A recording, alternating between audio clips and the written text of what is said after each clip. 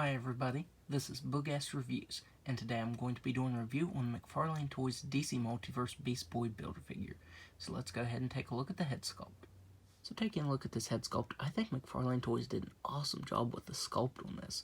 I love the shading around his eyes. His hair is sculpted very nicely and has some nice paint variation over top of it. The hair is cast in a dark green color and has some light green painted over top of it. Even the hair there on the side of his face that goes down to his chin has that paint on it. So that looks really good. The only complaint I have is that mine has some weird green scuffs all over it. And there you can see on the left side of the face his tooth was painted onto his face. But other than that, this is a very nice head sculpt and it has some very nice paint to it. I was really surprised with the amount of paint on that hair. That looks really good. The sculpt to his suit is phenomenal. That texturing is amazing. McFarlane Toys did an awesome job at sculpting this. I also love the way the butterfly joints look. I feel like they're hidden really well because of the way it's sculpted. It looks like it's just part of the suit. That looks really good. McFarlane Toys really integrated the butterfly joints on this figure very well. He has fur sculpted on his arms, and it's painted weirdly. I don't know, it's just some very weird paint. And some places you see a bunch of that skin tone showing through, and in other places it's really dark. And it's the same way down here.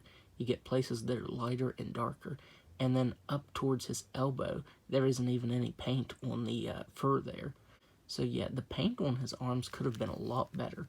I feel like on the left side it's better.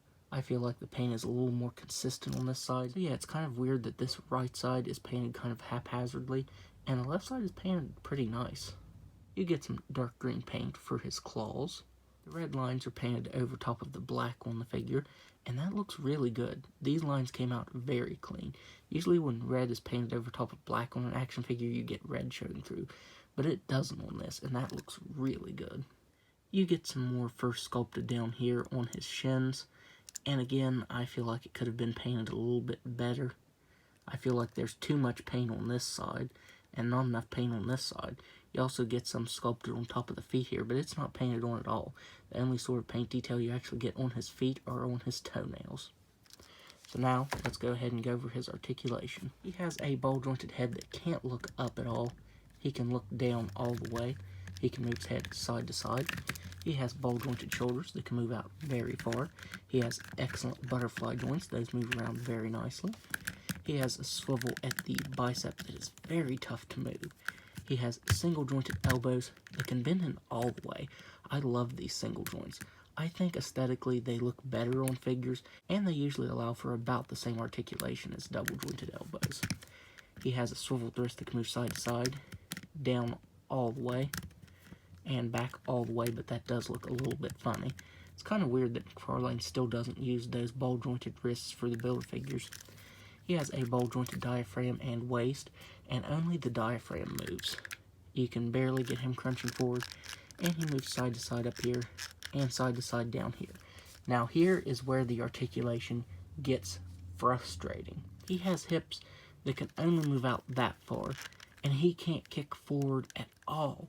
This is extremely irritating, and if you do push it, then the leg falls off, which this is a Build-A-Figure, so you can pop it right back in, but this is beyond irritating.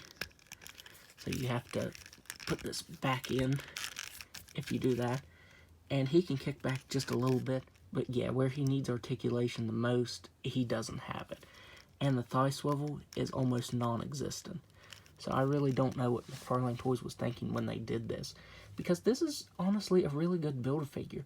But the articulation on the hip really ruins it for me. He has double jointed knees that are really tough to articulate. He has very crunchy ankles that can move down that far, up that far, and to articulation that can move up all the way. So now, let's do some size comparisons. So first up, here he is next to the only Beast Boy figure that I had prior to the McFarlane line. I think this is the DC Collectibles Terry Dodson Beast Boy figure. Here he is next to his classic self. Here he is next to Wally West. And finally here he is next to all the figures in the wave that built him. So overall, I was very excited when this figure was first announced. I know people disliked this look, but I actually really liked this look, and I was very excited that it was finally getting an action figure. But now that I have it in hand, the articulation sucks on this. The figure looks nice, it's sculpted very nicely. The paint could have been a little bit better, but I can overlook that. What I can't overlook, however, is the subpar articulation from the waist down. The articulation on the lower half of this figure is almost bare minimum. So yeah, I am let down by this Build-A-Figure.